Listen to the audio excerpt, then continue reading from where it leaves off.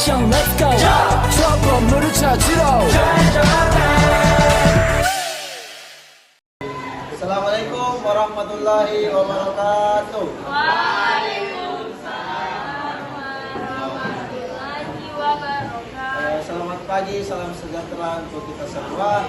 Jadi yang terhormat Ibu Endang Patrianingsih sebagai guru biologi kelas 11-21 dan serta teman-teman yang saya banggakan. Oke, yang pertama tak lupa pula kita panjatkan puji syukur atas kehadirat rahmat Allah yang telah memberikan kita nikmat kesehatan sehingga kita dapat berkumpul di kelas ini guna melaksanakan debat biologi pada pagi hari ini. Dan tak lupa pula kita kirimkan salam serta salawat kepada junjungan Nabi kita Nabiullah Sallallahu Alaihi Wasallam yang telah membawa kita dari zaman gelap gulita hingga zaman terang bendera dan serba modern pada saat ini. Jadi pada tanggal 5 Februari tepatnya pukul 10:03 kami akan melaksanakan debat dengan mosi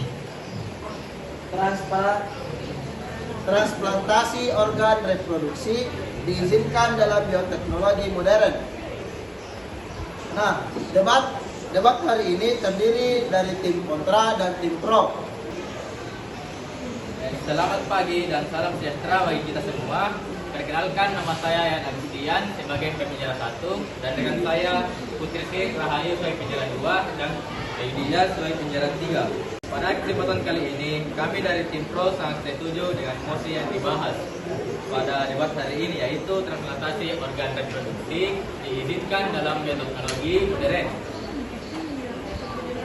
Perlu kita ketahui bersama, transplantasi adalah rangkaian tindakan kedokteran untuk pemindahan alat atau jaringan tubuh manusia yang berasal dari tubuh sendiri ataupun tubuh orang lain dalam rangka pengobatan untuk menggantikan alat atau jaringan atau organ tubuh yang tidak berfungsi secara baik.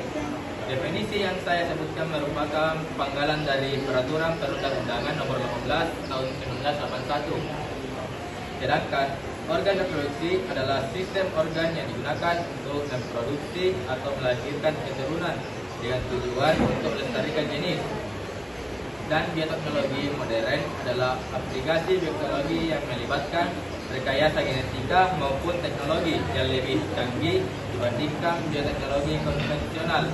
Nah, berdasarkan data yang telah saya sebutkan tadi, kita dapat menyimpulkan bahwasanya transplantasi organ reproduksi adalah prosedur medis yang melibatkan penanaman organ reproduksi seperti testis, ovarium, uterus dari satu individu ke individu lainnya. Berdasarkan sejarahnya, Colbert di Paris mungkin orang pertama yang melakukan transplantasi ovarium.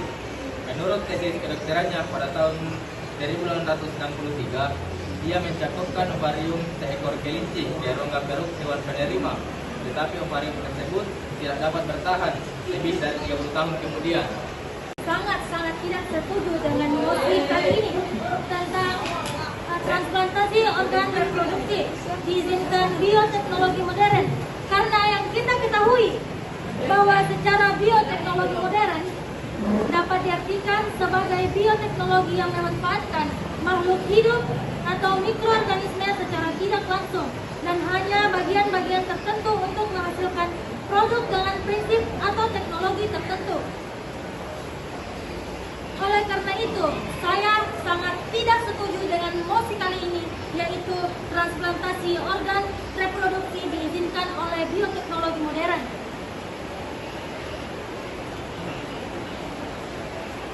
Karena bioteknologi modern itu memerlukan biaya produksi yang relatif mahal dan pengaruh jangka panjang yang dibutuhkannya untuk transplantasi organ reproduksi. Keputusan untuk tidak mengizinkan transplantasi organ reproduksi menggunakan bioteknologi modern seringkali didasarkan pada pertimbangan etika, moral, dan keamanan. Beberapa negara atau lembaga mungkin merasa perlu membatasi penggunaan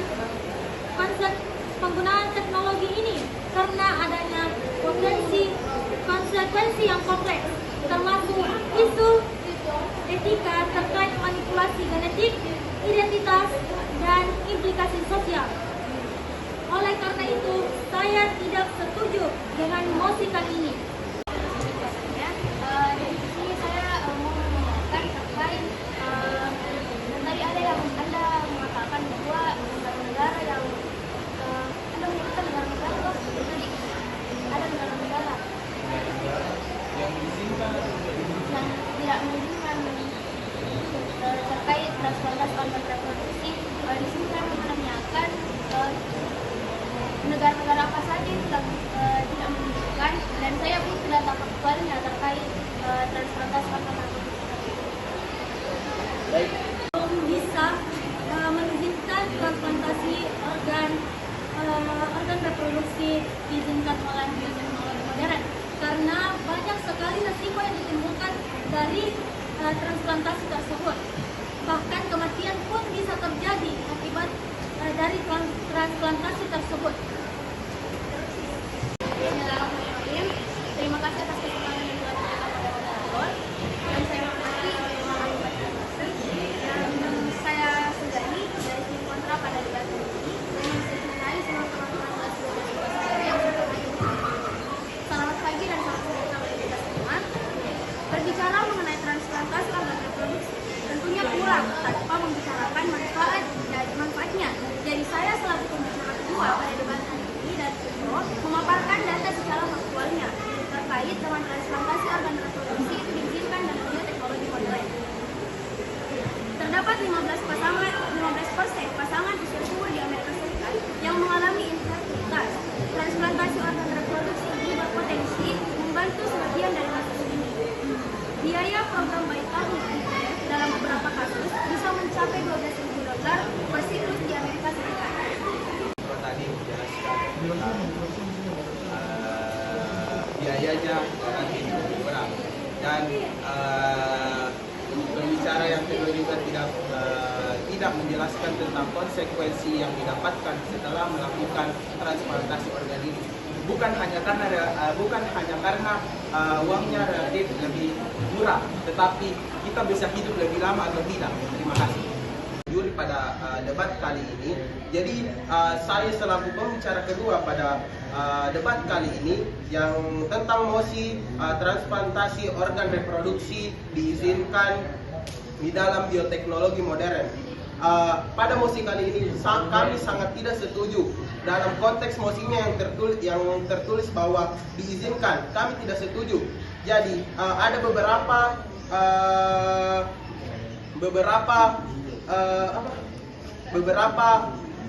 ancaman ketika dilakukan transplantasi ini. Jadi yang pertama itu keselamatan dan keamanannya. Jadi aspek keselamatan dan keamanan menjadi perhatian utama dalam konteks transplantasi organ reproduksi. Proses ini melibatkan resiko kesehatan.